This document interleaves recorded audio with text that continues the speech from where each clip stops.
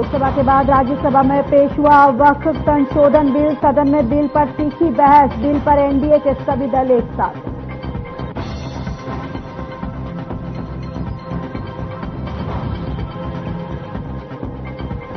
चंडीगढ़ में समाधान शिविरों को लेकर हुई समीक्षा बैठक। सीएम नायब सिंह सैनी ने की अध्यक्षता। वीसी के जरिए लंबित पड़े मामलों पर हुई अधिकारियों से चर्चा।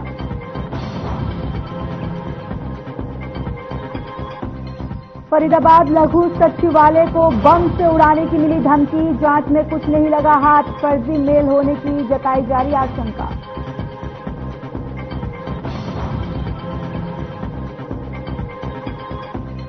हरियाणा की मंडियों में गेहूं की खरीद जारी। प्रशासन ने खरीद को लेकर किया पुख्ता इंतजाम। रेट को लेकर किसानों को मिली जुली प्रतिक्रियाएं सामने आई।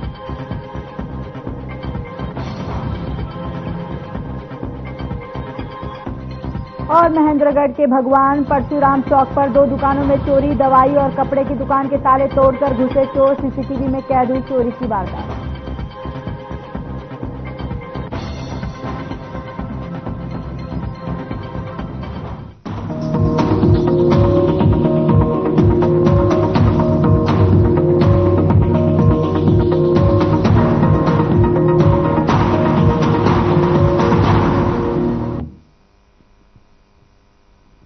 नमस्कार, बहुत स्वागत है आप सभी का। मैं हूं आपके साथ ज्योति यादव। हरियाणा में लोगों की समस्याओं को सुनने के लिए शुरू किए गए समाधान शिविरों के संबंधों में समीक्षा बैठक की गई, जिसकी अध्यक्षता सीएम नायब सिंह सैनी ने की। इस दौरान वीडियो कॉन्फ्रेंसिंग के माध्यम से लंबित मामलों की जांच को लेकर अधिकारियों से चर्चा की और साथ ही अधिकारियों को लोगों की शिकायतों के तेज गति से निपटारे के लिए भी जरूरी दिशा निर्देश मुख्यमंत्री नायब सिंह सैनी ने दी है।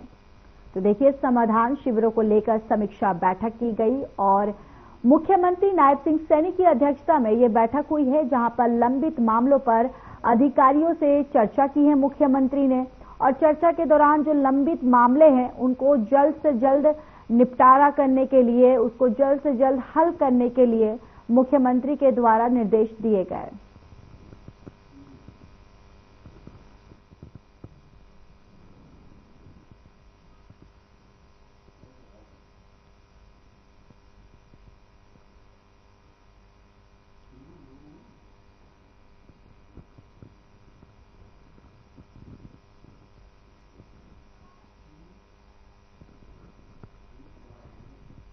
तो आपको बताते चले कि देखिए, यहाँ पर सीएम नायब सिंह सैनी जो है वो उद्घाटन करेंगे और 15 अगस्त को लेकर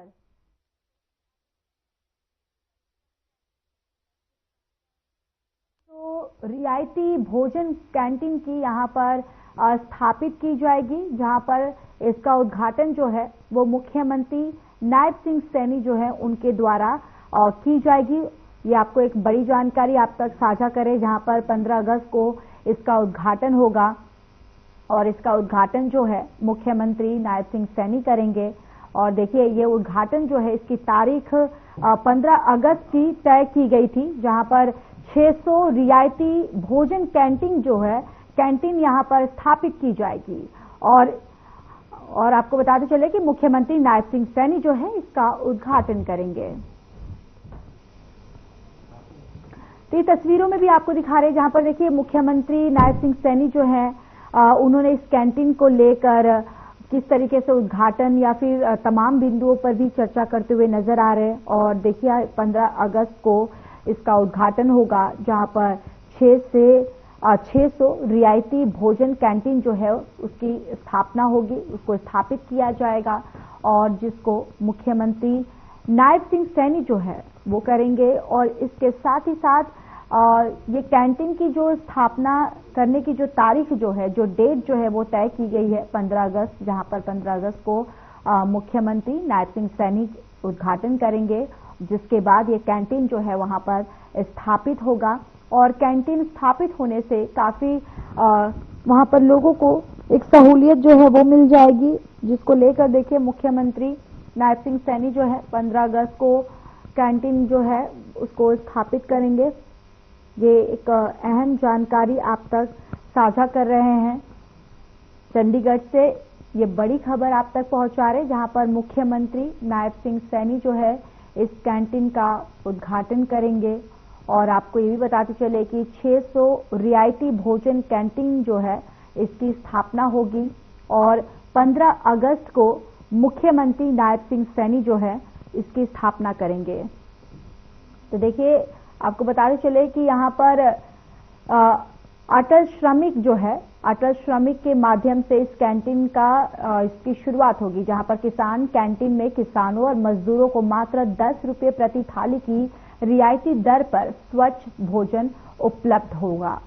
यानी कि किसानों के लिए एक ये अच्छी खबर, उनको 10 रुपये में भरपूर भोजन जो है वो प्राप्त हो जाएगा और वो भी स्वच्छ भोजन जो है वो प्राप्त होगा। और ये कैंटीन मुख्यमंत्री नायब सिंह सैनी जो है इसका उद्घाटन करेंगे। 15 अगस्त को स्वतंत्रता दिवस के अवसर पर इस कैंटीन का उद्घाटन करेंगे। अटल श्रमिक किसान कैंटीन में किसानों और मजदूरों को मात्र 10 रुपये प्रति थाली की रियायती दर पर स्वच्छ भोजन उपलब्ध कराया जाएगा। फिलहाल वर्तमान में पूरे राज्य में विभिन्न स्थानों पर 175 सब्सिडी वाले खाद्य कैंटीन संचालित है। इनमें श्रम विभाग की 115, हरियाणा राज्य कृषि विवरण बोर्ड की 53 और चीनी मिलों की 7 कैंटीन शामिल है।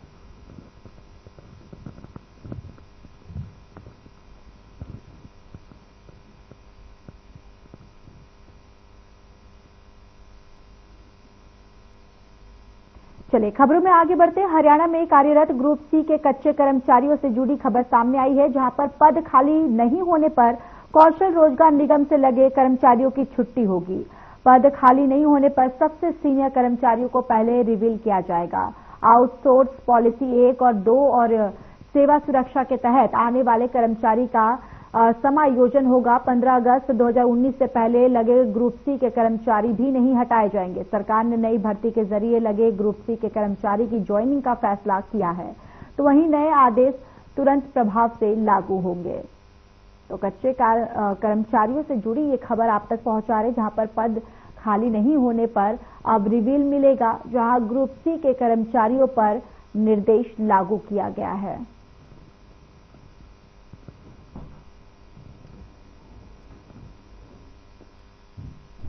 इंद्री अनाज मंडी में पहुंची गेहूं की ढेरी में अधिक नमी होने के कारण गेहूं की खरीद नहीं हो सकी।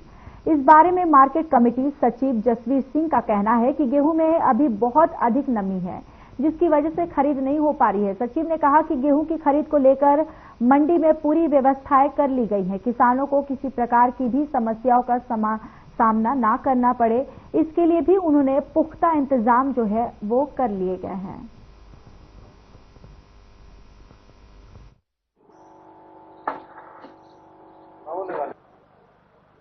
आज गेहूं पहुंची, पहले दिन ही आज गेहूं आई, लेकिन वो भी नमी वाली थी। अभी उसको मतलब ऑफिसर्स ने चेक किया, वो 18% से अबव थी, जबकि 12% की नमी वाली खरीदी जाएगी। इसलिए किसान भाइयों से मेरी भी अपील है, अभी वो अपना नमी वाला माल मत लाएं। अभी कम से कम 10 तारीख तक कंबाइन से काटने की गेहूं नहीं होगी, क्योंकि मौसम ठंडा है अभी रात को।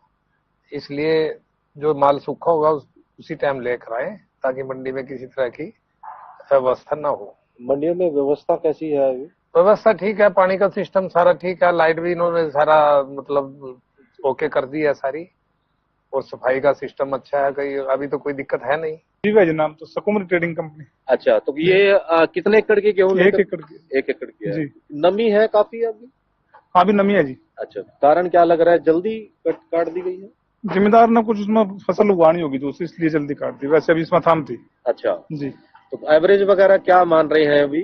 तोल का रहेगा जी पता, वैसे एवरेज बड़ी होनी चाहिए आपकी बार। अच्छा, तोल होगा, सूखे की अभी तो सूखे के बाद पंखा लगेगा, उसके बाद अनाज मंडी में पहली डेयरी आई है बस हमारे हिसाब से तो हमारे तो पहली आई जी। अच्छा, पड़ोस में भी पहली है। हाँ जी, गेहूं की सरकारी खरीद जो है आधिकारिक तौर पर 1 अप्रैल से शुरू हो चुकी है, पर हमारी अनाज मंडी इंद्री में अभी तक कोई आवक नहीं हुई थी। केवल आज एक ढेरी आई है लगभग 40 क्विंटल की, और जिसका ये सैंपल हमने मंगाया है, और इसका मॉइस्चर 18% के लगभग है।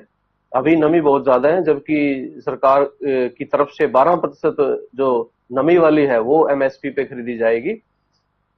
अभी खरीद को लेकर के सारी तैयारियां मार्केट कमेटी द्वारा पूरी कर ली गई हैं। जैसे मंडी में साफ सफाई की व्यवस्था, लाइट सारी रिपेयर हो चुकी हैं, और पीने के पानी के लिए 7 वाटर कूलर हैं।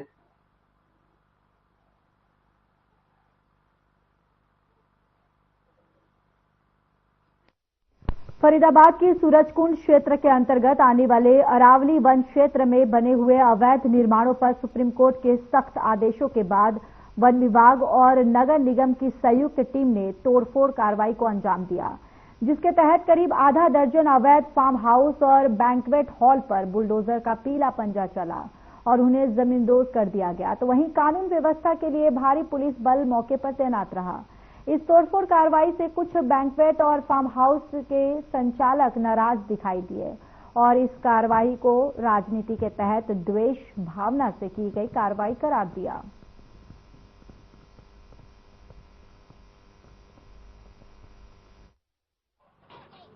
ये स्पेशल टारगेट बनाया गया है, इसमें राजनीतिक वो हो रहा है और ये सुबह तोड़ दी गई 11 साढ़े 11 बजे से तोड़ के। फिर अफसर जो ऐसा नहीं है कि अफसर नेता की मानेगा, अफसर दोनों तरफ की बातें करते हैं। उन्होंने बता दिया कि हमारे पास ऊपर से फोन आया जी, इसलिए आपको दोबारा तोड़ना। ये पिछले साल भी मेरा जनवरी में टूटा गया था, इसका स्टे भी है और हाई कोर्ट में इसका केस भी चल रहा है। 18 अप्रैल की मेरी डेट भी है, जमीन के पेपर भी है। तो क्या मानते हैं कहाँ से कौन सी राजनीति किसका फोन आया हमें पता लगे तो बता खुलाम बता दें हम किसका फोन आया जी। फिर भी आपस में कुछ ना कुछ जैसे कैलाश बैसला जी का बताया जा रहा है। नहीं, कैलाश बैसला जी का ही है क्योंकि फार्म तो, मगर कैलाश बैसला जी को ये थोड़ी कहता है कि भाई मेरा ही तोड़ो, सबके न मत तोड़ो। जिम खाने क्लब से चालू करो, हम अपने आप तोड़ लेंगे, अपने आप हटा लेंगे अपना। ये सुप्रीम कोर्ट का ऑर्डर आया है 2022 में, उन्होंने डायरेक्शन दी हुई है फॉरेस्ट डिपार्टमेंट और कमिश्नर ऑफ पुलिस को और अपने एमसीएफ को कि जितने भी फॉरेस्ट लैंड में इलीगल कंस्ट्रक्शन हो रहे हैं, सेक्शन 4 और 2 जिस पे लागू हो रहा है, वहाँ जितने भी इलीगल कंस्ट्रक्शन है सारे रिमूव करके स्टेटस रिपोर्ट फाइल करनी है। तो उसी आदेश के तहत ही सारी कार्रवाई की जा रही है और इनको नोटिस दिए गए हैं। इससे पहले पूरी मौका दिया गया है, इनको पूरा टाइम दिया है कि अपना इंक्रोचमेंट खुद हटा लें, पर इन्होंने कोई ना तो नोटिस का जवाब दिया ना इंक्रोचमेंट आई और मजबूरन हमें ये कार्रवाई करनी पड़ी है। कुल कितने जो अभी और भी हैं क्योंकि आज टाइम ज्यादा हो गया, कई कार्रवाई करी है और पुलिस प्रशासन भी है, अपने जो कमिश्नर साहब है उन्हें और भी प्रशासनिक कार्य करने हैं। तो आज हमने आज की कार्रवाई यहीं तक स्थगित कर दी है और इसके बाद आगे कार्रवाई करी जाएगी।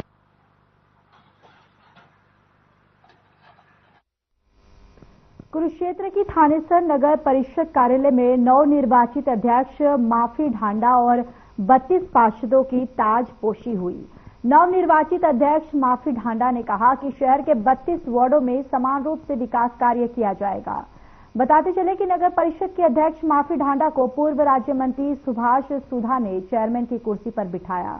नगर परिषद कार्यालय में हवन यज्ञ और पूजा अर्चना के साथ पार्षदों और चेयरमैन ने नई पारी शुरू की। तो वहीं इसको लेकर सुभाष सुधा ने कहा कि प्रदेश सरकार ने कई महीने पहले थानेसर शहर में गलियों, नालियों, सीवरेज और पीने के पानी सहित अन्य विकास कार्यों के लिए लगभग 125 करोड़ का बजट जारी किया था। अब चुनाव प्रक्रिया पूरी होने के बाद इस राशि से विकास कार्य किए जाएंगे। शहर में मुख्यमंत्री नायब सिंह सैनी के मार्गदर्शन में 3 गुना तेज गति के साथ विकास कार्य होंगे और नवनिर्वाचित चेयर नगर परिषद की अध्यक्ष माफी ढांडा की देखरेख में सभी 32 वार्डों में विकास कार्य करवाए जाएंगे।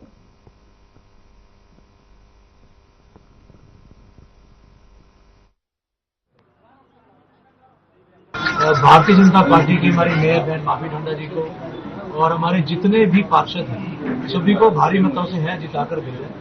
69,000 वोटों में से 33,000 की लीड अपने आप में दर्शाते हैं कि लोग किस प्रकार से लोगों का जो मन था वो भारतीय जनता पार्टी के साथ था। आदरणीय मोदी जी की जो नीतियां हैं, आदरणीय नायब सैनी जी की जो नीतियां हैं, उन्हें घर घर पहुंचाने के लिए सभी हमारे पार्षद, सभी हमारी बहन, हमारी चेयरमैन है माफी ढांडा जी, सभी लोग जो है यहाँ पर बैठे हैं और सभी का यही प्रयास रहेगा कि घर घर तक जिस प्रकार से हम नीतियां सरकार की, केंद्र की और राज्य की पहुंचा सकें, सब लोग प्रयास करेंगे। और जो विकसित भारत का सपना मोदी जी ने देखा है 2047 तक विकसित करने का, तो हम प्रयास करेंगे उससे पहले विकसित कुरुक्षेत्र उनको करके दे दें। ये हम सभी का पूरी टीम का प्रयास रहेगा। और आदरणीय नायब जी ने भी सपना देखा है कुरुक्षेत्र को लेकर, आदरणीय सुधा जी ने सपना देखा है, ये पूरी जो टीम बैठी है उस सपने को पूरा करने के लिए दिन रात एक करेगी। थानेसर की जनता का धन्यवाद करना चाहती हूँ। आज हमारे बीच माननीय मुख्यमंत्री श्री नायब सिंह सैनी जी, पिता श्री सुभाष सुधा जी, भाई साहिल सुधा जी, मैडम उमा सुधा जी और 32 के 32 पार्षद समझ हाथ जोड़कर दिल की गहराइयों से धन्यवाद करती हूँ। मैं थाने से जनता का भी बहुत बहुत धन्यवाद करती हूँ, जिन्होंने मुझे इतना आशीर्वाद प्यार देकर मुझे इस लायक समझा। ये सौभाग्य की बात है आशीर्वाद दिया, धन्यवाद करते हैं और विश्वास दिलाते हैं। जो उम्मीदें उन्होंने हमसे लगाई है उनकी एक एक उम्मीद पे खरा उतरेंगे और एक एक कार्य करने का पूरा कामनाएं देना चाहूंगी कि अपनी छोटी बहन माफी डांडा जी ने आज चेयरपर्सन का पदभार संभाला है और सभी जितने भी काउंसलर्स हैं उनका भी आज पहली बार हम लोग मुश्किल कमेटी में आए हैं। मैं दिल की गहराइयों से उनका भी हार्दिक स्वागत करती हूँ और इस चीज का विश्वास दिलाती हूँ कि सभी पार्षदों से यही निवेदन करती हूँ कि जनता ने बड़ा विश्वास, बहुत अपेक्षाएं रखकर आप लोगों को चुना है। और मैं चाहूंगी कि वैसे तो सब देखने को मिल रहा है, मेरे जितनी चाहे मेरी महिलाएं पार्षद बनी है या जितने भी पार्षद बने हैं सभी के अंदर बहुत अच्छा जोश है। वैसे भी 10 साल से कई पार्षद तो ऐसे हैं जो काम कर रहे थे और लेकिन आज पदभार संभाला है उन्होंने। मैं आज प्रदेश के मुख्यमंत्री पूर्व मुख्यमंत्री श्री मनोहर लाल जी का आदरणीय प्रदेश अध्यक्ष का धन्यवाद करता हूँ कि जिन्होंने हमारे कमल के फूल पर हमारे माफी डांडा को यहाँ से टिकट दिया था। आज माफी डांडा आज अपना ये कार्यभार संभाल रही है। सर्वप्रथम मैं माफी डांडा को बहुत बहुत मुबारकबाद देता हूँ। इसके साथ ही सभी पार्षदों को भी बहुत बहुत मैं मुबारकबाद देता हूँ क्योंकि 32 पार्षद आए हैं, सबका बहुत बहुत धन्यवाद करता हूँ। क्षेत्र की जनता का खास तौर पे मैं धन्यवाद करता हूँ जिन्होंने बहुत अच्छा निर्णय लिया और पूरी टीम भारतीय जनता पार्टी की, जिनको भी हमने कमल के निशान पर इलेक्शन हुआ था, पूरी टीम को यहाँ पर जिता के भेजा। मैं क्षेत्र की जनता का जितना भी धन्यवाद करूँ हम उन्होंने बहुत अच्छा निर्णय लिया।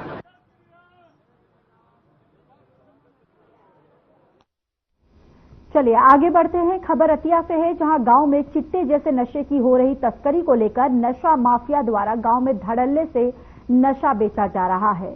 युवा पीढ़ी इस नशे की गिरफ्त में फंसकर अपनी जिंदगियां तबाह कर रही है, जिससे कई युवाओं की मौत भी हो चुकी है, जिसको लेकर रतिया में कई गांव के लोगों ने मोर्चा खोल दिया। पगड़ी संभाल जट्टा किसान संघर्ष समिति के बैनर तले एक महापंचायत हुई। गांव के लोगों ने बताया कि गांव में चिट्टे जैसे नशे में फंसकर युवा अपनी जिंदगी तबाह कर रहे हैं।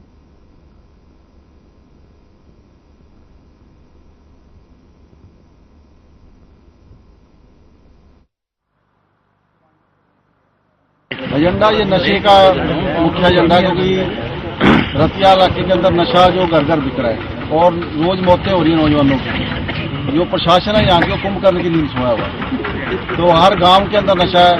और जो नशे के कारोबारी है वो इतने उनके हौसले बुलंद है कि उनके खिलाफ कोई डरता शिकायत भी नहीं देता, क्योंकि शिकायत देने वाले के खिलाफ वो मोर्चा खोलते हैं और प्रशासन कोई मदद नहीं करता। तो इसलिए आज हम मेन मुद्दा नशे का है। देखिए ये कहाँ शहर है सभी को पता है, सरकार इसमें रली मिली है और पिछले 1 महीने में रतिया की बात करें तो लगभग 15-20 मौतें हो गई हैं। एक एक गांव में 2-2 लड़के 3-3 लड़के नौजवान जो इस चिट्टे की गिरफ्त में मर चुके हैं। और आने वाला समय जो एक चिंता है हमारे नौजवानों को इस लत से बचाने की जरूरत है। हम आपके माध्यम से सभी लोगों से भी समर्थन की उम्मीद करेंगे। मैं मेरे वीर आए ने असी बहुत ज्यादा दुखी हैं। असी इस नशे की लांघना देख के साथों नहीं जरेगा। जवान मावां दे पुत अज जान लग रहे हैं इस दुनिया को। बहुत ही बुरा हाल है, बहुत मंदा हाल है। असी प्रशासन तो यही मंग चाहते हैं कि साडा प्रशासन कुछ ना कुछ साडी। आज जो प्रदर्शन कर रहे हो, अपना रोष दिखा रहे हो, ज्ञापन दे रहे हो, की मामला क्या है? मामला नशे बारे है जी। हाँ, नौजवान बहुत मर रहे हैं। हाँ, मेरे घर को भी सेक लग चुका है इस चीज से। आपके कौन? मेरे बेटा।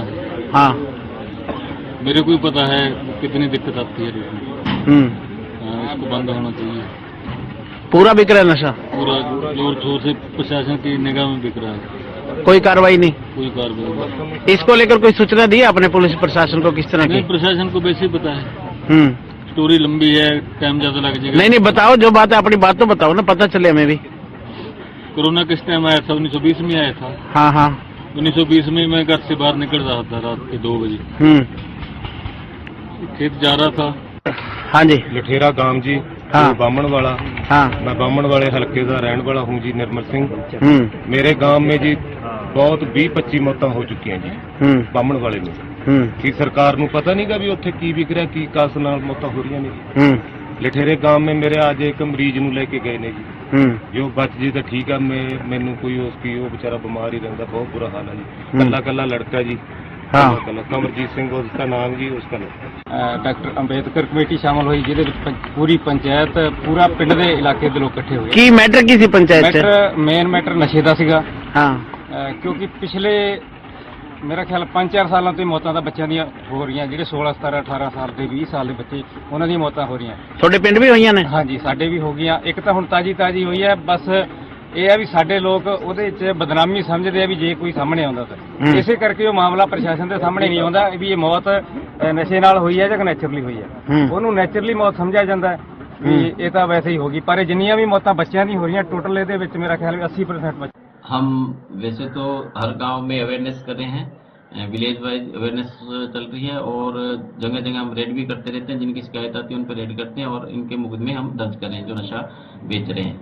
और इस संबंध में अब कुछ नशे की शिकायतें हमारे पास आ रही है, तो हम उस पर काम कर रहे हैं और अपने मुखबिर के हिसाब से हम उनको पकड़ रहे हैं। तो इसको लेकर क्या जागरूकता की कमी है? किस तरह कोई अगर जागरूकता की कमी है तो ऐसे कोई शिविर लोगों को जागरूक भी किया जाएगा पुलिस के द्वारा? हाँ, जागरूक हम विलेज टूर भी करे हैं और गाँवों में जाकर अवेयरनेस करें नशे के बारे में। मैं खुद भी कर रहा हूँ, SHO भी कर रहे हैं, हमारे SP मैम फतेहाबाद है आस्था मोदी जी, वो भी अवेयरनेस विलेज टूर।